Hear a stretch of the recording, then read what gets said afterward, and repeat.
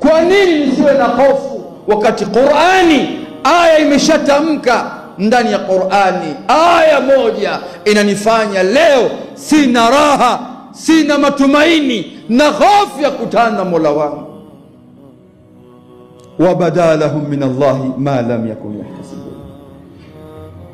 Allah anasema kuna watu wengi watakwenda siku ya kiyama, wana matarajio mengi sana ya kheri, lakini wanafika pale katika mahakama ya Allah hawaambuli isipokuwa adhabu ya Allah.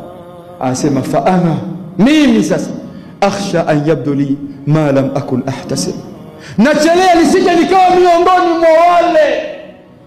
Hawa ni maimamu wana hofu ya kutana Mola wao.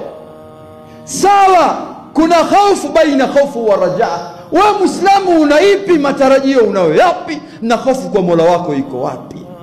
Ebu dini uko nayo katika kifua chako katika hali ya namna gani?